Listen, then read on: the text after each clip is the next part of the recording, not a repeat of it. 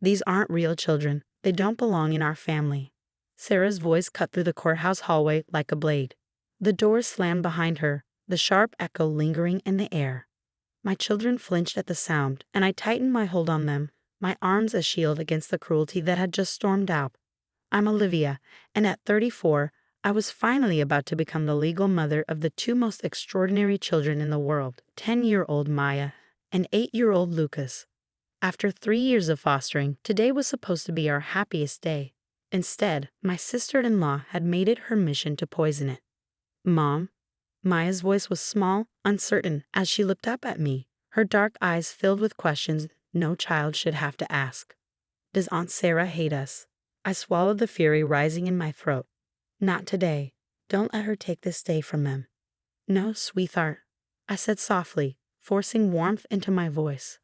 "Aunt Sarah just doesn't understand what family really means." Tom's hand found my shoulder, his grip firm with restrained anger. His jaw was tight, his breath measured. "I'll talk to her," he muttered, already turning toward the door. I caught his arm. "No. Stay." My voice was steady, absolute. "Your sister's drama isn't worth missing this moment. Today is about us. Our family." The judge, who had witnessed the entire ordeal, offered a small, sympathetic smile. "Shall we continue?" We stepped back into the courtroom, but Sarah's words clung to me like a shadow. They weren't new.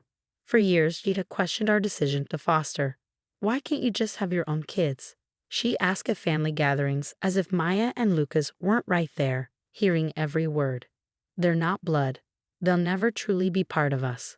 But Sarah didn't know our story. She didn't see the way Maya clung to me during thunderstorms, whispering about the parents she barely remembered.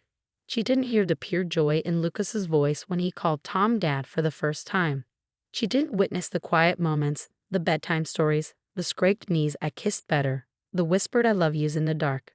She didn't see how we had already become a family. And now the law was about to make it official. When the judge finally declared Maya and Lucas ours, a tear slipped down my cheek. No more waiting.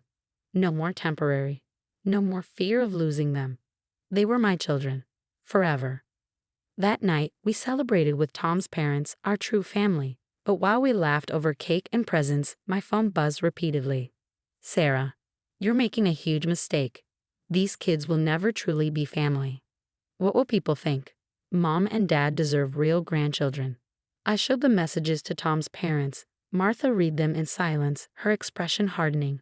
James sighed, rubbing a tired hand over his face.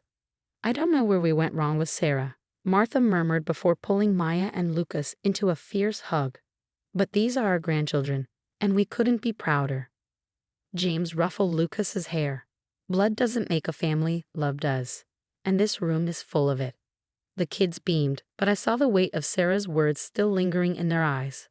That night, after tucking them in, I sat with Tom, my composure finally breaking. "I can take Sarah's hatred toward me," I whispered, "but I won't let her hurt our children." Tom's arms wrapped around me, his voice fierce. "She won't. If she can't accept Maya and Lucas, that's her loss, not ours." But I had no idea then that Sarah wasn't done. Her outburst at the courthouse was only the beginning. She was about to unleash a storm that would shake our family to its core. But what she didn't realize was that in trying to tear us apart, she was setting the stage for something none of us could have seen coming. And the lesson she was about to learn? It would change everything. 2 weeks after the adoption ceremony, Sarah launched what could only be described as a campaign against our family. It started with cryptic social media posts questioning the authenticity of adoptive families, thinly veiled attacks that left no doubt about whom she was targeting. Then came the family dinner at Tom's parents' house. I'd hesitated to go, my instincts warning me against it, but Martha had insisted. "Don't let her drive you away. This is your family, too." I should have trusted my instincts. Sarah arrived with photo albums, spreading them across the dining room table with exaggerated care. "Look at all these beautiful family memories," she said, her voice dripping with artificial sweetness. "So many generations of our bloodline. It's important to preserve our real family history." Across the table, Maya and Lucas sat still, their forks idly pushing food around their plates. The glow of excitement they carried since the adoption had dimmed, replaced by quiet uncertainty. I opened my mouth, ready to put an end to Sarah's performance, but Martha beat me to it. She stood abruptly, her chair scraping against the floor. That's enough, Sarah. Her voice was sharp, final. She began gathering up the albums, snapping them shut with purpose. If you can't see the love in this family, then maybe you need to ask yourself why. Sarah's face flushed. I'm just trying to protect our family legacy, Mom. These children, James cut in, his usually gentle voice edged with steel, are our grandchildren. And right now, they're showing more maturity than you are. Silence fell over the table. Sarah, stiff with indignation, pushed back her chair and stormed out. Again. But the damage was already done. That night, I found Maya on the floor of her bedroom, her artwork torn to shreds around her. I knelt beside her, my chest tightening. Sweetheart, why are you tearing up your drawings? She wouldn't look at me. They're not beautiful, she whispered. They're not real art. Just like I'm not a real daughter. My heart shattered.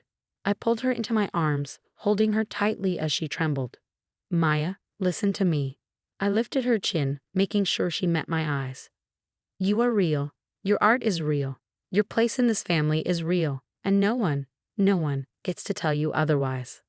The next morning, I made a decision. I called Dr. Anderson, the children's therapist, and arranged for extra sessions. What I didn't expect was what she would suggest during our parent consultation. Your children are incredibly resilient, Dr. Anderson said, scanning her notes. But they shared something interesting. They want to help other foster children understand that they deserve families too. She explained that Maya and Lucas had expressed a desire to create something to help other kids feel less alone. The idea started small. Maya, always artistic, began illustrating a comic book about her journey from foster care to adoption. Lucas, a natural storyteller, helped write the narrative. They called it Heart's Find Home. Then something unexpected happened. The school counselor asked if they could share their comic with other foster children in the district. Soon, Maya and Lucas were invited to speak at a local community center. I watched awestruck as my children stood in front of a room full of foster kids and shared their story with courage beyond their years. Maya held up her drawings, explaining how art helped her process big emotions. Lucas spoke about how terrifying it had been to trust a new family, but how worth it had been. Family isn't about blood, Maya said, her voice gaining strength. It's about love. It's about choosing each other every day. A little girl in the audience raised her hand. But what if someone says you're not a real family? Lucas didn't hesitate. Then they're wrong. His voice was steady, sure. Love makes a family real. And sometimes the family that chooses you is more real than the one you're born into. I recorded the whole thing, planning to share it with Tom when he got home from a business trip. But before I knew it, the video had made its way to Martha, who shared it with her church group. From there, it spread. Local news picked up the story. Messages poured in from other adoptive families, sharing their own struggles and triumphs. Maya and Lucas's simple comic book had sparked something powerful. And then there was Sarah. For the first time in weeks, her social media fell silent. She missed the next family dinner, sending only a short text. Not feeling well. We later learned from Martha that Sarah had seen the video of Maya and Lucas speaking. What we didn't know then was that Sarah was facing her own hidden battles. Ones that would force her to confront her prejudices in a way none of us could have predicted. But for now, watching my children transform pain into purpose, I realized something. The best revenge against cruelty is to create something beautiful from it. Maya and Lucas were no longer victims of Sarah's narrow definition of family. They were advocates. They were turning their story into a light for others. And in doing so, they were healing themselves. That night, as I tucked them into bed, Maya looked up at me. Mom, do you think we helped those kids today? I smoothed her hair, smiling. I know you did, sweetheart. From across the room, Lucas yawned. Maybe even Aunt Sarah will understand someday. Little did we know that understanding would come far sooner than we ever expected, and in a way that would change our family forever. The turning point came on a rainy Tuesday afternoon, a month after Maya and Lucas's presentation at the community center. I was at the kitchen table helping Maya with her homework when the doorbell rang. Opening the door, I found Sarah standing there, rain-soaked and trembling, her mascara streaked down her face. I need your help, she whispered. Her usual sharp confidence was gone, replaced by something raw, almost unrecognizable. I don't know who else to turn to. I hesitated, instinctively protective of my family, but there was something in her eyes, something fractured, desperate, that made me step aside and let her in. Maya and Lucas, hearing their aunt's voice, hovered near the doorway, watching cautiously. Sarah took a shaky breath and finally told us why she was here. She had been volunteering at a children's hospital, a personal mission to prove to herself that her views on adoption were justified. But instead of reinforcing her beliefs, the experience had shattered them. That was where she met Sophie, a 6-year-old girl abandoned at the hospital by her birth mother, with no family and nowhere to go. She has no one, Sarah said, her voice breaking. And all I can think about is how I treated Maya and Lucas. How I tried to deny them a family because of my own stupid prejudices. For a long moment, no one spoke. Then Maya, always the first to forgive, stepped forward. Is Sophie alone at the hospital now? Sarah nodded, dabbing at her eyes. The nurses take turns staying with her after their shifts. She reminds me so much of you, Maya. She draws all the time. Lucas, quiet until now, finally spoke. Maybe we could visit her. Show her our comic book. I watched as Sarah's face crumpled at my son's kindness. Kindness she had not earned but so clearly needed. "I'd like that," she whispered. And so, our family began making regular visits to Sophie's hospital room. Maya brought art supplies, patiently teaching Sophie how to sketch. Lucas read to her from his favorite books, his animated storytelling pulling laughter from a child who had known too much sadness. And Sarah began to change. It happened in small but undeniable ways.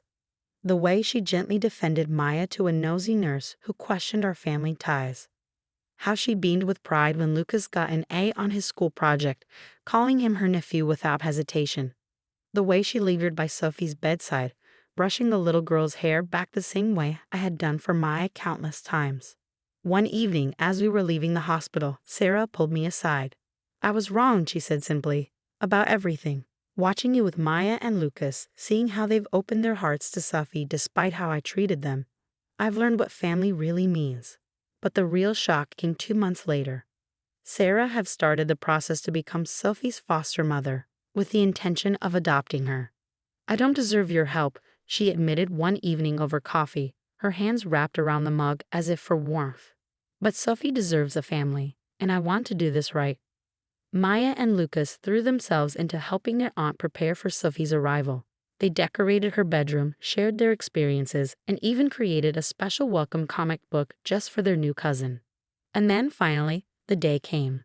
When Sophie walked into Sarah's home for the first time, she found our entire family waiting to welcome her. Martha and James beamed, their pride unmistakable. Tom stood beside me, his arm around my shoulders, watching his sister finally understand what we had known all along. And Maya and Lucas, standing proudly, presented Sophie with their special comic book, one about finding your forever family. "See?" Maya pointed to a page. "Sometimes the best families are the ones that choose each other." Sophie looked up at Sarah, her small hand gripping her new mother's tightly. "Like you chose me?" Sarah's throat worked as she nodded, her voice thick with emotion. "Yes, sweetheart, just like that." Later that night, after the children had settled in, Sarah approached me on the porch, staring out into the yard where Maya, Lucas, and Sophie played under the glow of the porch light. "I owe you an apology," she said, "but I'm sorry doesn't seem like enough." I met her gaze. "You're right," I said. "It's not enough. But watching you open your heart to Sophie, watching you become the kind of mother she needs, that means something. Actions speak louder than words, Sarah." She swallowed hard, nodding. Yesterday, Sophie asked if she could call Maya and Lucas her cousins. "Real cousins," she said. And I realized they've always been real. I was the one who wasn't seeing clearly. Today, our family gatherings look very different from that tense, painful day at the courthouse. Sophie has blossomed under Sarah's care, her artistic talents thriving with Maya's encouragement. Lucas, ever the protective older cousin, has taken her under his wing, teaching her the important things: how to build the best blanket fort, how to sneak an extra cookie from Grandma Martha's hidden stash. And Sarah? Sarah has become one of the strongest advocates for adoptive families in our community. The photo albums she once used to divide us are now filled with pictures of all our children, celebrating the family we have built, not through blood, but through love. One afternoon, as I sip tea on the porch, Maya calls out to me from the backyard. "Mom, come look at what we made." I step outside to find all three children proudly displaying a new family portrait they've drawn together. In it, we stand united, no divisions, no doubts, just love. And that really is the most beautiful ending we could have hoped for.